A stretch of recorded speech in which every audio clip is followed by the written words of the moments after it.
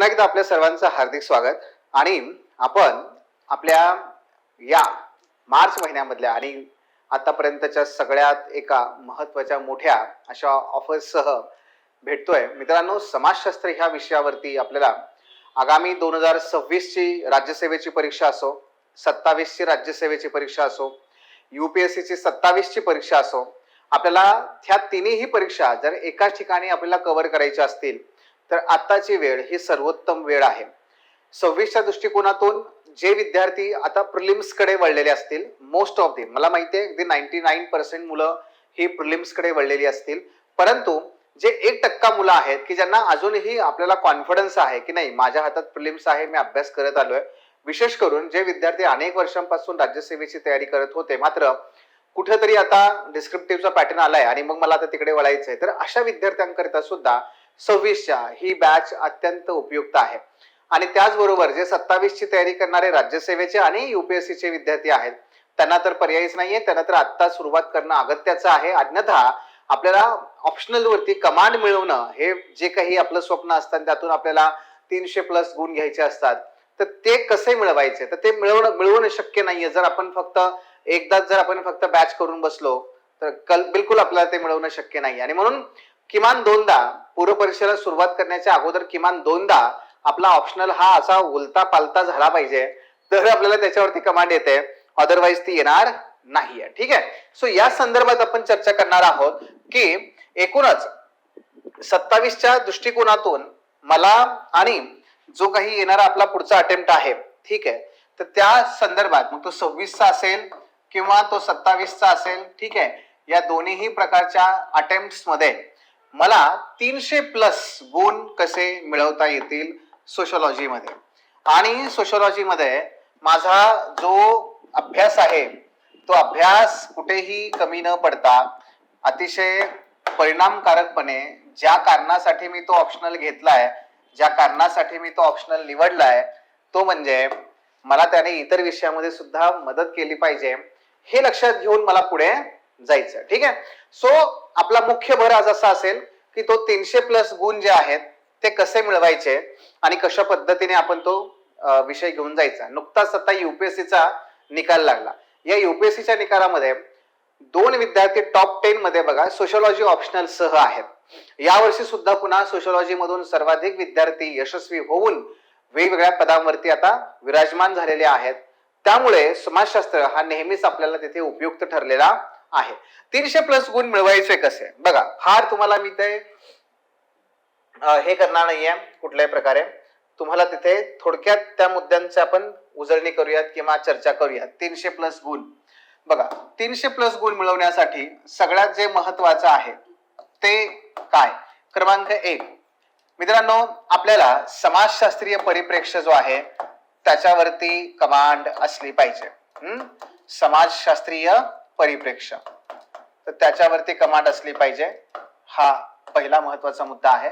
दुसरा आहे तो म्हणजे आपल्या स्वतःच्या नोट्स असल्या पाहिजेत. नोट्स स्वतःच्या असण्यासाठी आपली कॉन्सेप्ट, संकल्पना उत्तम असल्या पाहिजेत. संकल्पना उत्तम असणं. आणि तिसरं आपलं उत्तर लेखन. उत्तर लेखनावरती आपली मजबूत कमांड असली पाहिजे. सो अशा ह्या 3 बाबी आहेत. 1 समाजशास्त्रीय परिप्रेक्ष्य, 2 आपल्या नोट्स आणि संकल्पना, आणि 3 उत्तर लेखन. या 3 बाबीवरती आपली कमांड असेल, सोशियोलॉजी मध्ये खूप चांगल्या प्रकारे मार्क्स मिळतात. आता हे यवनात जगाला माहित झालंय की सोशियोलॉजी हा काही फार रॉकेट सायन्स नाहीये, फार काही तो वेगळ्या पद्धतीने शिकला पाहिजे असं काही नाहीये. मला फक्त एकच मुद्दा असणार आहे, सगळ्या विद्यार्थ्यांना, सगळ्या प्रकारच्या बॅकग्राऊंडच्या विद्यार्थ्यांना सोशियोलॉजी हा सोपाच आहे. ते ऍग्रिकल्चरचं असू दे, इंजिनिअरिंगचं असू दे, सगळ्यांना सोपं आहे. पण सगळ्यांना सोपं असेल तर मग माझं काम अवघड झालं का? हो, अवघड झालं. पण कोणत्या बाबतीत? ते म्हणजे मग मला सगळ्यांना सोपं आहे तर मग सगळ्यांनाच चांगले गुण मिळतील का सगळ्यांनाच कमी मिळतील, आणि मग मला कसे मिळणार जास्त गुण? त्यासाठी मला काहीतरी इतरांपेक्षा वेगळं करणं आवश्यक आहे. मला इतरांपेक्षा काहीतरी 2 काकण सरस पुढे जाऊन काम करणं आहे. मग ते कसं करायचंय, काय करायचंय, तेच आपण या ठिकाणी बघूयात. बघा, पहिला मुद्दा आता तो जो आपण इथे चर्चा केली तो, यामध्ये एकच मिनिट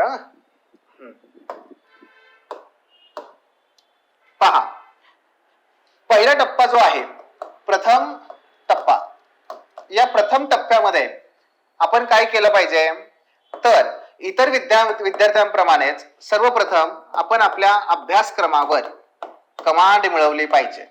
अभ्यासक्रम, सर्वप्रथम आपला अभ्यास आपण दररोज त्याचं वाचन करणं गरजेचं आहे. दररोजचं वाचन. दुसरं, अभ्यासक्रम त्याचं विश्लेषण होणं आवश्यक आहे. आपण एक डिकोडिंगचं सेशन घेणार आहे लवकरच. तिसरं, या अभ्यासक्रमावरती ज्यातले जे काही कीवर्ड्स असतात ते कीवर्ड्स आपल्याला मुखोद्गत असणं आवश्यक आहे, जेणेकरून आपली समाजशास्त्रीय परिभाषा विकसित होईल. सो अभ्यासक्रमावरती पहिलं लक्ष द्यायचं आहे. दुसरं ते म्हणजे आपला जो सिलेबस आहे, जे सगळे विद्यार्थी करणार आहेत, तर ते म्हणजे संकल्पना. आपण पण आपल्या संकल्पना चांगल्या पद्धतीने मांडून घ्यायच्या, समजून घ्यायच्या. आणि त्याचबरोबर तिसरा जो घटक आहे तो म्हणजे किमान एक बेसिक पुस्तक ठरवायचं आणि सगळ्या सिलेबसचं वाचन आपलं झालं पाहिजे. मग संकल्पना आणि वाचन या दोन गोष्टीमुळे काय होईल, आपल्याला त्या विषयावरती एक किमान स्तरावरती पकड निर्माण होईल. किमान पकड निर्माण होईल. हे आपल्या पहिल्या टप्प्यात करायचं आहे. त्यानंतर दुसरा टप्पा आपला येणार आहे, तो पॅरललच असणार आहे, त्यात काही वेगळं नाहीये.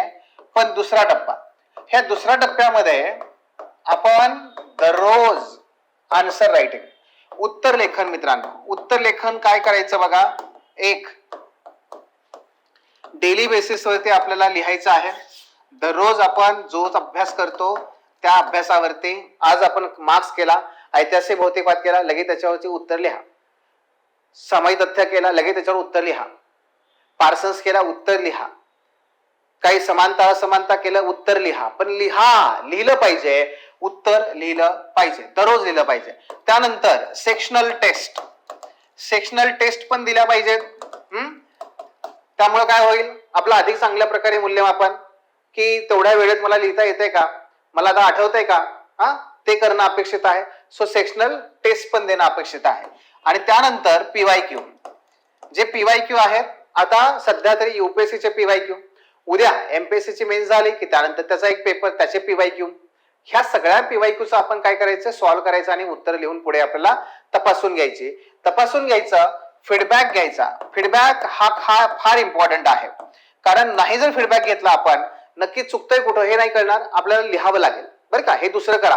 तिसरा मुद्दा ह्या टप्प्यातला आहे तो म्हणजे काय, रिव्हिजन. आमची मुलं सगळ्यात जास्त मागे कुठे पडतात, तर ते म्हणजे रिव्हिजन मध्ये, उजळणी करण्यामध्ये मागे पडतात.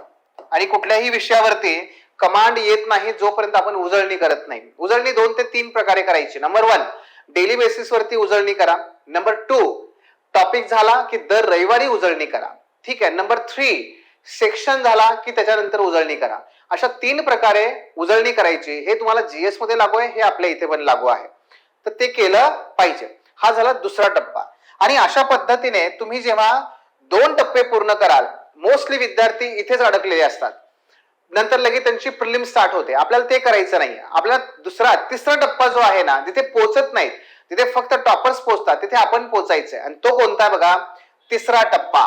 मी नेहमी तिसऱ्या टप्प्याला जे काही नाव देतो, तर ते नाव कोणतं देतो, टॉपर्स कॉर्नर.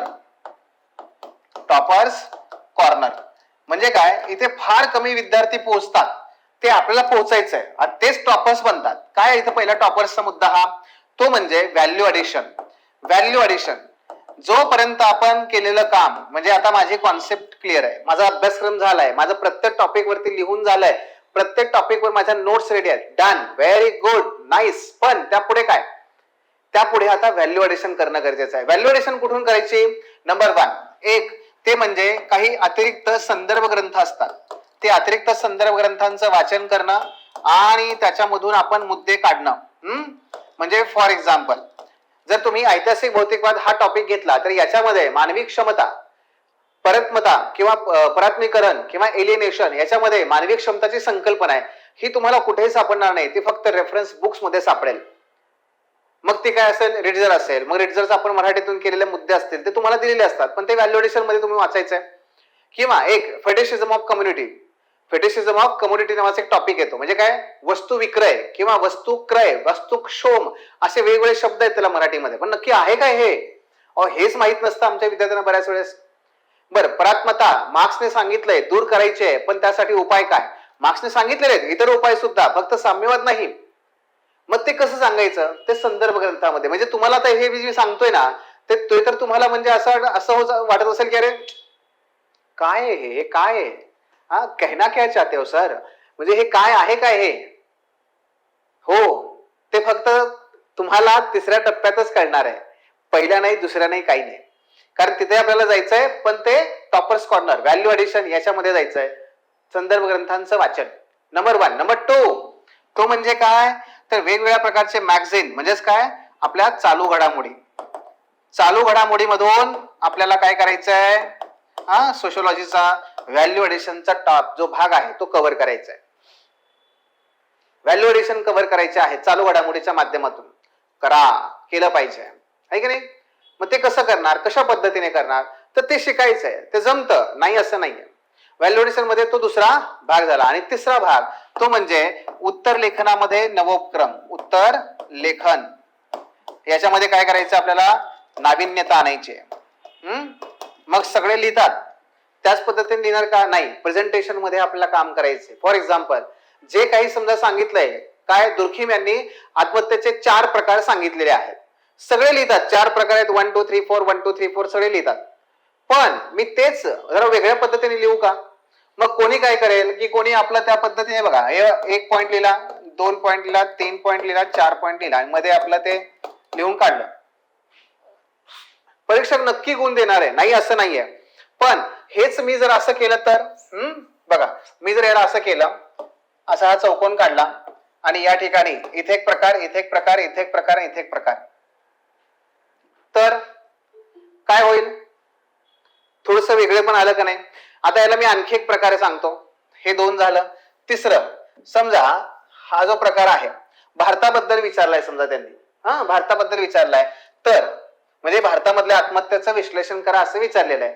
त्यामध्ये हे 4 प्रकार मला लिहायचे आहेत. मी कसं लिहीन, हे बघा, हे असा इथे मी नकाशा काढला आणि नकाशा काढून दाखवलं इथे काय, की या ठिकाणी हा कोटा आहे विद्यार्थ्यांच्या आत्महत्या. हा जो पट्टा आहे विदर्भाचा, हा काय आहे, शेतकऱ्यांच्या आत्महत्या. ठीक आहे. त्याच्यानंतर जी शहरं आहेत, दिल्ली, मुंबई, चेन्नई, कोलकाता, या ठिकाणी काय आहे, तर इथे मी काय केलं, असं हे बाण दाखवला आणि या ठिकाणी लिहिला काय, बेरोजगारी, बेरोजगार जे काही तरुण आहेत त्यांच्या आत्महत्या. काय करतोय मी तेच लिहितोय, पण मी ते लिहित असताना वेगळेपण आणण्याचा प्रयत्न करतोय. पण हे आपल्याला पहिल्या टप्प्यात जमेल का? नाही जमणार. 300+ गुण कुणाला मिळतात? जे टॉपर्स कॉर्नरला पोहोचतात.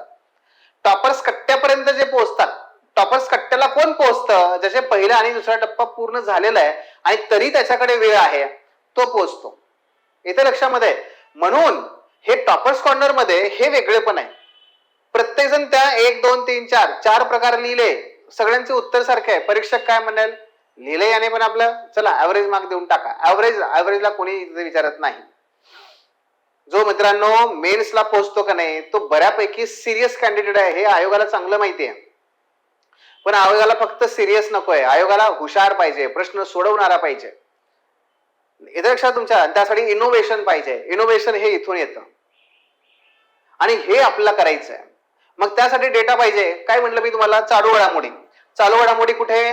मग नॅशनल क्राईम रेकॉर्ड ब्युरो. या नॅशनल क्राईम रेकॉर्ड ब्युरो कडून काय होत आहे, दरवर्षी त्या ठिकाणी आकडेवारी घोषित केली जाते. तिथे मग मला आकडेवारी गोळा करता आली पाहिजे, तिथे मग मॅप आला पाहिजे, तो मॅप घ्यायचा आणि या ठिकाणी उतरवायचा. सो एकमेकांना कनेक्ट केलं. नाविन्यता, चालू घडामोडी, संदर्भ ग्रंथ, हे सगळं कुठे येतं? या टॉपर्स कॉर्नर मध्ये येतं. आपलं हे करायचं. ओके. आणि मित्रांनो, जर वेळेचा विचार कराल तर इथून पुढे पुढच्या 6 महिन्यामध्ये तुमचा ऑप्शनल रेडी पाहिजे. आणि पुढच्या 6 महिन्याचा जर विचार केला, कारण पुढे तुम्हाला लगेच प्रिलिम कडे वळायचं असतं आणि पहिला अटेम्प्ट असणारे विद्यार्थ्यांनी तर किमान 6 ते 7 महिने द्यायचे आहेत. मग याच्यामध्ये काय बघा, आपण पहिल्या 4 महिन्यामध्ये टप्पा क्रमांक 1, टप्पा क्रमांक 2 कव्हर करायचा आणि टप्पा क्रमांक 3 टॉपर्स कॉर्नर, ह्यासाठी आपण शेवटी 2 महिने शिल्लक ठेवायचे. येते लक्षात? तर हा सगळा मुद्दा आपण केला पाहिजे. त्यानंतर आता हे इथपर्यंत झालं 3 टप्प्यांचा अभ्यास कसा कसा करायचा आहे तो. परत आपण काय करूया, आपल्या अभ्यासक्रमाकडे येऊया आणि अभ्यासक्रमाचा थोडासा विचार करून सखोलपणे आणखी स्ट्रॅटेजी ठरवूयात, काय काय करता येईल, कसं करता येईल. बघा, क्रमांक 1, सगळ्यात जास्त महत्व तुम्हाला द्यायचं आहे विचारवंतांना. विचारवंतांच्या संदर्भात पहिलं त्यांनी मांडलेले सिद्धांत ते समजून घ्या. त्यांनी मांडलेल्या संकल्पना त्या समजून घ्या आणि त्याचबरोबर त्यांनी जे काही मांडलंय त्याच्यावरतीच होणाऱ्या टीका म्हणजे त्यांचं मूल्यमापन हे समजून घ्या. मूल्यमापनाचाच एक भाग असा असतो की तो म्हणजे आज ते किती वैध आहेत, किती आज उपयोगी आहेत, ते. सो अशा पद्धतीने विचारवंतांचा अभ्यास गरजेचा आहे. 6 विचारवंत आहेत इन बिन आपल्याला, पण त्या 6 विचारवंतांमध्ये या 3 टप्प्यात अभ्यास करा. पहिला काय म्हणायचं याला, ऐतिहासिक भौतिकवाद म्हणजे काय, का मांडला असेल आणि हा सिद्धांत, आज काय त्याचा उपयोग आहे, कारण नुसतंच वाचतोय मी आपला उगा नाही, हे करा. हे पहिल्या टप्प्यामध्ये आपल्याला करायचं आहे विचारवंतांवर. 1, का मांडलाय सिद्धांत, 2, काय म्हणतोय नक्की हा सिद्धांत, 3, नक्की आहे काय या सिद्धांतामध्ये, 4, आज काय उपयोग आहे, 5, याच्यावरती काही इतरांनी टीका केल्या आहेत का, त्या टीका कोणत्या आहेत, याचं महत्व काही इतरांनी सांगितलं का, ते काय आहे. झालं. 5 टप्प्यामध्ये एक विचारवंत त्याची एक थेअरी कव्हरअप होते. पण विचारवंत का गरजेचे आहेत मित्रांनो, विचारवंतांशिवाय आपल्याला समाजशास्त्रीय परिप्रेक्ष्य विकसित होत नाही. विचारवंतांशिवाय आपल्याला आपल्या उत्तरामध्ये समाजशास्त्राचा टच देता येत नाही. विचारवंतांशिवाय आपल्याला आपल्या उत्तरामध्ये टेक्निकॅलिटी आणता येत नाही. विचारवंत त्यासाठी महत्वाचे आहेत. गेटिंग? ओके. सो या पद्धतीने आपण हे गेलं पाहिजे. सो पहिलं काय करा, विचारवंत. पहिला टॉपिक तुम्ही नेहमी समाजशास्त्राचा उदय हाच केला पाहिजे, पण विचारवंत हा तुमचा दुसरा सगळ्यात महत्वाचा टॉपिक आहे. मग त्यानंतर क्रमांक 2 तो म्हणजे उर्वरित अभ्यासक्रमाचा मी तुम्हाला दुसऱ्या स्लाइडवर घेऊन जातो. दुसरा क्रमांक उर्वरित पेपर क्रमांक 1 आणि दुसरा उर्वरित किंवा सर्वच्या सर्व पेपर क्रमांक 2 हा पूर्ण करायचा. आणि सगळ्यात शेवटी काय करायचं, संशोधन पद्धती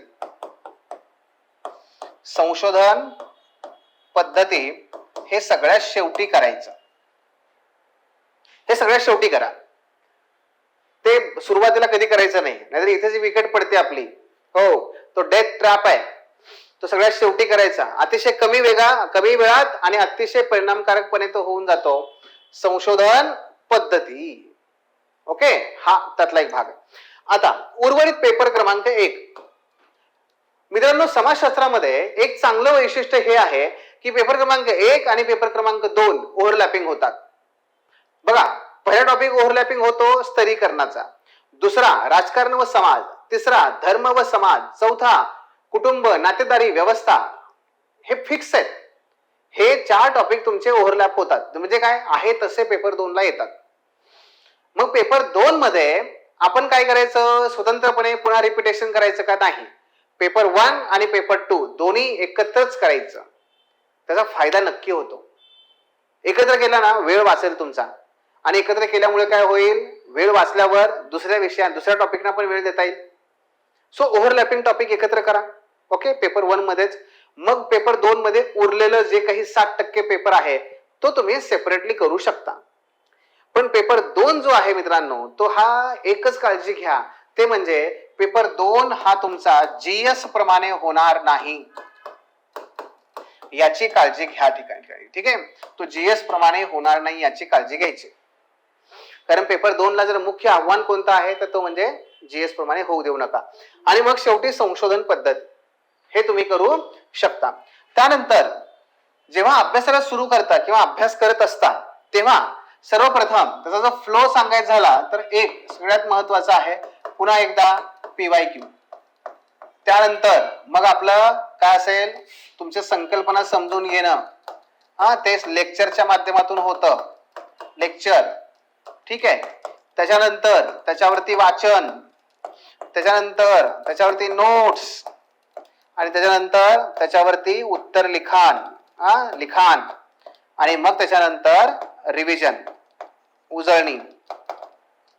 सो अशा पद्धतीने 1 2 3 4 5 आणि 6 असे 6 टॉपिक आपले प्रत्येक अभ्यासाच्या वेळेस झाले पाहिजेत.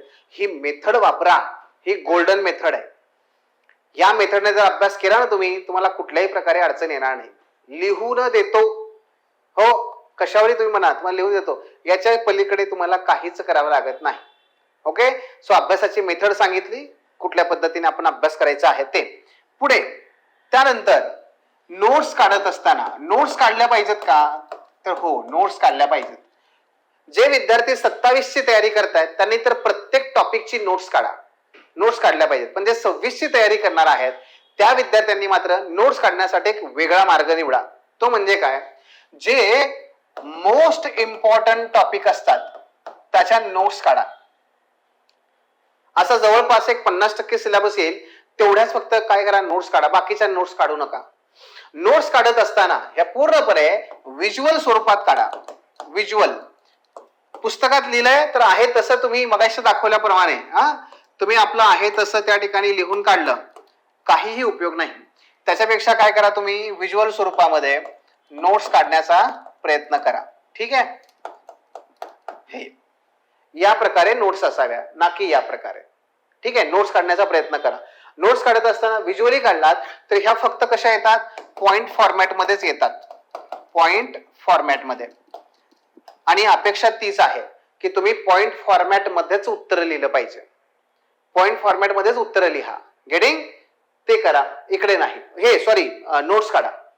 ओके, हा, नोट्स काढल्या पाहिजे. त्यानंतर नोट्स काढण्यासाठी काय करा, मल्टिपल बुक मेथड वापरा. मल्टिपल बुक मेथड वापरा म्हणजे कसं हो, म्हणजे फॉर एक्झाम्पल समजा एखादा टॉपिक आहे, उदाहरण घ्या आत्महत्येचा टॉपिक आहे.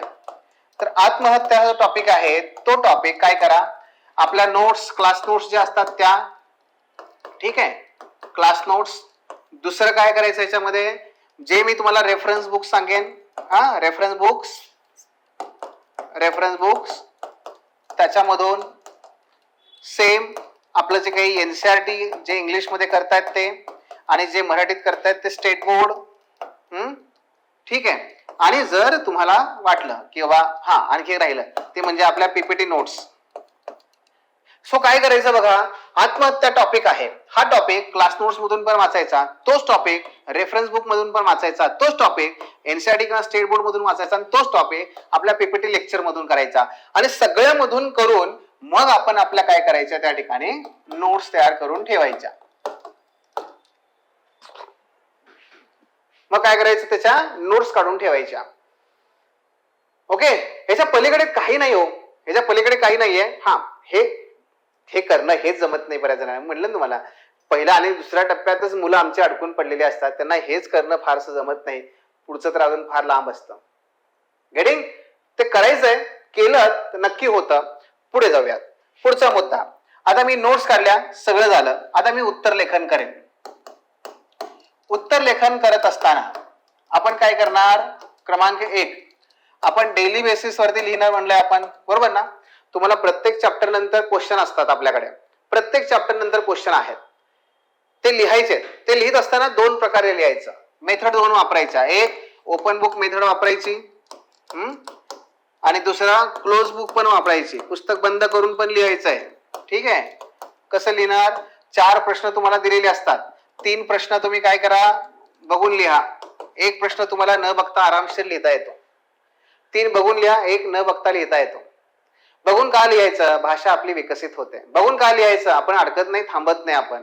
बघून का लिहायचं, कॉन्फिडन्स वाढतो. बघून का लिहायचं, कारण मला टेक्निकल चुका तुम्हाला सांगता येतात की इथं चुकतंय, हे चुकतंय ते. बघून का लिहायचं, आपला कॉन्फिडन्स वाढतो. बघून का लिहायचं, रिव्हिजन पण होते. अहो किती फायदे आहेत असे, लिहा, लिहिलं पाहिजे. डिस्क्रिप्टिव्ह परीक्षा आहे, राज्यसेवा, यूपीएससी. मित्रांनो, लिहिल्याशिवाय गत्यंतर नाहीये, लिहिलं पाहिजे. लिहाल तर वाचाल, असा हा मुद्दा आहे. वाचाल तर वाचाल नाही, आता इथे लिहाल तर वाचाल आहे. गेटिंग? त्यामुळे लिहिलं पाहिजे. गेटिंग? सो हे करायचंय. मग यासाठी काय आहे, तर आपण काय केलेलं आहे, काही मॉडेल क्वेश्चन तयार करून तुम्हाला दिलेले असतात. आणि काही PYQ पण त्यात ऍड केलेले असतात. अशा दोन्ही प्रकारे तुम्ही जाऊ शकता, तेही आपल्याला करायचंच आहे. ठीक आहे. पुढे हा झाला उत्तर लेखनाचा भाग. आता पुढे येतो काय, रिव्हिजनच्या मेथड्स. रिव्हिजनच्या संदर्भात आपल्याला समाजशास्त्रामध्ये रिव्हिजन थिंकर्सच्या विशेष करून जास्त कराव्या लागतात. त्यामुळे थिंकर्सना जे आपले आहेत विचारवंत, त्याच्या रिव्हिजन सारख्या कराव्यात, त्या केल्या पाहिजेत. संकल्पना वगैरे असतात त्या लक्षात राहतात सहज, त्याला काही फार अडचण येत नाही. तो संकल्पनांचं एवढं अडचण नाही, पण विचारवंतांच्या रिव्हिजन तुम्ही मात्र कंटिन्युअस करा. यासाठी आपल्या ज्या काही नोट्स काढल्यात ना, त्या नोट्सचा त्या ठिकाणी वापर करायचा. ओके, नोट्सचा पण त्या ठिकाणी वापर करायचा. हे सगळं इथपर्यंत. आता पुढे राहिला शेवटचा मुद्दा, तो म्हणजे रिसोर्सेस. आता संदर्भ ग्रंथ किंवा यासाठी वाचायचं काय आहे, मी तुम्हाला सांगितलं ना, टप्पा क्रमांक 1 आणि टप्पा क्रमांक 2 यासाठी तुम्ही फक्त आणि फक्त आपल्या क्लास नोट्स, त्यानंतर आपल्या PPT या दोघांचा वापर करा. टप्पा क्रमांक 3 जो आहे याच्यामध्ये तुम्ही मात्र काय करा, संदर्भ ग्रंथांचा वापर करा. ते कोणते करायचे, कसे करायचे ते सांगेन तुम्हाला मी. नोट्स, PPT आणि मी तुम्हाला काही PDF पण देईन. त्या PDF ज्या आपल्याकडून तुम्हाला रीडिंग सजेशन म्हणून येतं, काय वाचायचं आहे, कुठल्या पुस्तकातून काय वाचायचं, त्याची PDF तयार केलेली असते. हा टॉपिक आहे, या टॉपिक मधून वाच. हा टॉपिक NCERT तून वाच. हा टॉपिक तू YCM मधून वाच. हा टॉपिक तू आगलाय मधून वाच. आणि तू पुस्तक कशाला घेतोयस, मी देतो तुला, मी काढलेले आहे तसं हे घे, हे PDF आहे, एवढं वाच. तेवढंच करायचं, व्यवस्थित करायचं, बास एवढंच. काय सांगू का, शेवटी या सगळ्या लेक्चरचा एकच क्रक्स आहे, तो म्हणजे काय, जेवढं सांगितलंय, ज्या पद्धतीने सांगितलंय तेवढंच करा मित्रांनो. आरामशीर 300 क्रॉस करताय बघा. फक्त काय, सातत्य पाहिजे आपल्याला, सातत्य लागतं, हे मात्र गरजेचं आहे. सोशिओलॉजी हा तशा पद्धतीने आहे. ओके, चला. सो हे आहे. याच्यामध्ये जर संदर्भ ग्रंथांचा विचार केला, आता तुम्ही काय घ्यायला पाहिजे का, मुळात काही घ्यायला नाही पाहिजे. आता तुम्ही काही घेऊ नका. आता तुम्ही फक्त काय करा, ऍडमिशन घ्या आणि त्याच्यावरती तुम्हाला सगळं मिळणार आहे. ओके, काही घ्यायची गरज नाही आता. दुसरी गोष्ट, पण तरी सर सांगा ना, काहीतरी विकत घेतो मी. घेतलंच तर ठीक आहे बाबा, तू काय कर, YCMच्या नोट्स झेरॉक्स करून घे, किंवा तू आगलायसांचं पुस्तक घे, एवढं कर. बाकी सगळे इंग्लिश पुस्तक वगैरे जे आहेत ना, ते मराठीमधून आपण ते देत असतो तुम्हाला. म्हणजे पुस्तक देत नाहीये, त्याच्या नोट्स जे आहेत ना, ते आपल्या लेक्चरमध्ये, आपल्या नोट्समध्ये ते येतं. So don't worry about it, ते काय आणि कशा पद्धतीने झालं पाहिजे. ओके, चला. सो हे काही आता घ्यायची गरज नाहीये कुठलंही पुस्तक. ओके, हा. आता राहिला शेवटचा मुद्दा, काय की समाजशास्त्र हे काय आहे. बघा, समाजशास्त्र मित्रांनो हे एक विश्लेषणात्मक शास्त्र आहे. विश्लेषणात्मक शास्त्र आहे. इथे चिंतन आवश्यक असतं, चिंतन. आणि हे तुम्हाला काय करतं, बंड करण्यास शिकवतं. समाजशास्त्र मित्रांनो तुम्हाला बंड करण्यासाठी शिकवतं.